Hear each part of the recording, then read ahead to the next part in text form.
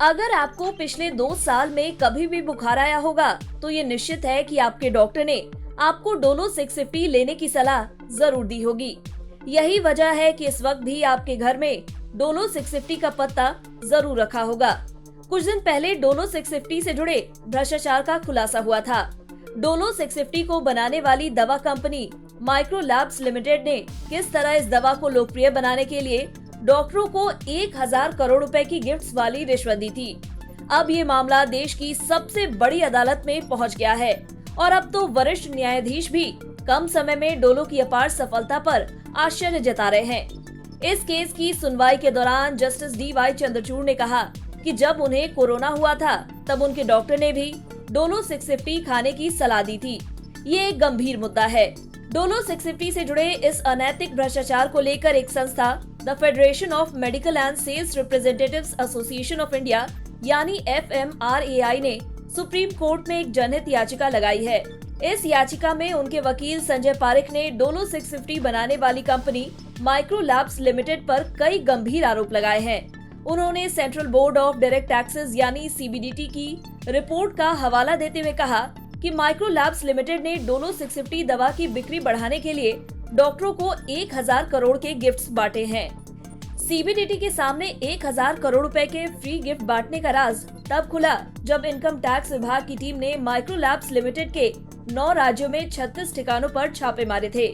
Supreme court में सुनवाई के दौरान ये भी बताया गया कि डोलो के दाम बढ़ाने के लिए इसमें इस्तेमाल की जाने वाली मुख्य दवा पैरासिटामोल की मात्रा में बदलाव किए गए हैं।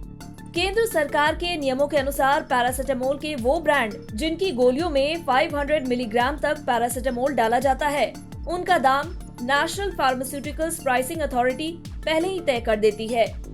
लेकिन पैरासिटामोल की मात्रा 500 मिलीग्राम से ज्यादा हो तो दवा कंपनियां अपने हिसाब से मनचाहा दाम रख सकती हैं और यही चाल डोलो को बनाने वाली कंपनी माइक्रो लैब्स लिमिटेड ने अपनाई है, क्योंकि डोलो में 650 मिलीग्राम पैरासिटामोल का इस्तेमाल किया गया है।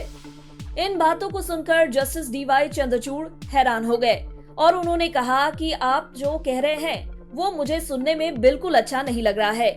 ये एक बहुत गंभीर मामला है। अब इस बारे में अगली सुनवाई 29 सितंबर को होगी। यहाँ आपको इस मामले में जनहित याचिका दायर करने वाले सीनियर एडवोकेट संजय पारिक की बात सुननी चाहिए और दवा की कीमत बढ़ाने वाले शातिर खेल को भी समझना चाहिए। There is a lot of pressure from the pharmaceutical lobby, and probably the government is yielding to that kind of a pressure and not looking at the public interest which is involved. Because these kinds of drug combinations are giving, rational drugs are given, like even Dolo, for example. It has an impact ultimately on the health of people.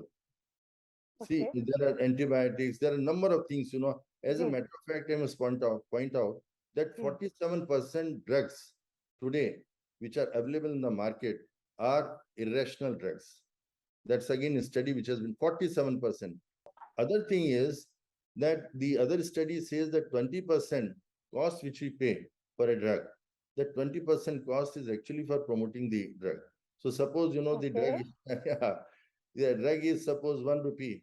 So 1 rupee means 20 paisa is for promotion, and the 80 is actually which will include profit, manufacturing cost, everything. दवा कंपनियां कैसे धांधली करती है, Dolo 650 से अच्छा दूसरा उदाहरण नहीं हो सकता है। जैसा हमने आपको बताया था कि डोलो 650 में पैरासिटामोल नाम की दवा का इस्तेमाल होता है।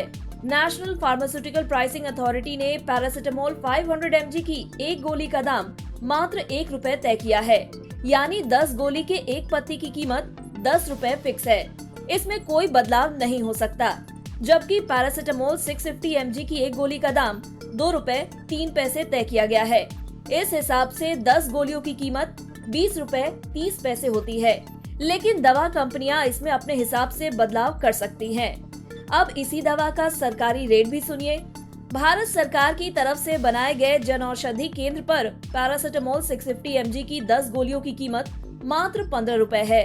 इसका दूसरा पहलू ये भी है कि हमारे देश के लोग डॉक्टरों की बात पर बहुत भरोसा करते हैं। वो डॉक्टर के हाथ से लिखी गई दवा को खाने में विश्वास करते हैं। इसलिए कुछ डॉक्टर लोगों के इस भरोसे का गलत लाभ उठाते हैं और कमीशन वाली दवा ज्यादा लिखते हैं। यहाँ हम ये साफ कर देना चाहते हैं कि डोलो 650 दवा में कोई कमी नहीं है। आप अपने डॉक्टर की सलाह पर इसे ले सकते हैं, लेकिन हम जिस कमी की बात कर रहे हैं वो इस दवा को बेचने के अनैतिक तरीके से जुड़ी हुई है। वहीं सुप्रीम कोर्ट में सुनवाई शुरू होने के बाद डोलो 650 की निर्माता कंपनी माइक्रोलैब लिमिटेड के vice president marketing and communication Jayaraj Govind Raju ने मामले में सफाई दी है। उन्होंने मीडिया से बातचीत में बताया कि कंपनी पर लगे आरोपों के संबंध में अभी तक कोई एफआईआर दर्ज नहीं हुई है। सुप्रीम कोर्ट में एक जनहित याचिका दायर की गई है। जरूरत पड़ने पर वे डेटा देने के लिए तैयार हैं, क्योंकि सभी आरोप निराधार है। वहीं उन्होंने बताया कि याचिका में जिस खर्च की बात की जा रही है वह कंपनी ने पिछले कई वर्षों में मार्केटिंग पर खर्च किए हैं।